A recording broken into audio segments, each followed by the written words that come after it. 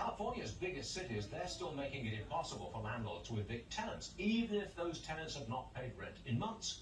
Kelly O'Grady's in Los Angeles for us. Is there anything the landlords can do here, Kelly? Unfortunately, not much, Stuart. Some are suing the city or the state, but that's yet to pan out. I can tell you, though, there is so much frustration from people that we've talked to. The state's emergency is already over. Of course, the federal one ends tomorrow. Jobs are back. But these eviction protections have been in place for over 3 years. So I want to give you some context on the timeline. San Francisco, Oakland, Berkeley, they've all extended the moratorium through this summer.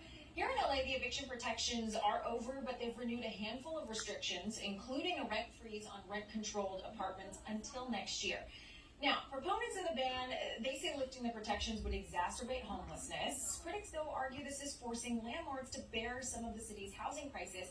By the way, this isn't high-rises. It's more like some of the apartments that you see behind me. These are mom-and-pop owned small business owners that have invested everything in these smaller operations, but they haven't gotten paid rent, in some cases, in over 3 years, but they still had to pay their bills. Many had to dig into their own savings. Many had to take out loans. Many had to take out home equity lines of credit on their primary residence just to be able to keep the mortgage current on their rental property because they weren't receiving income.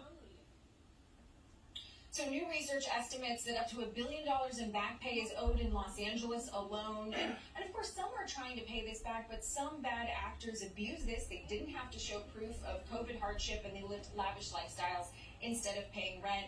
Now, Stuart, a lot of landlords are just saying, well, forget the debt. We don't want to go to the courts. We want to move on. But a lot of folks are asking, when is this going to end? Send it back to you.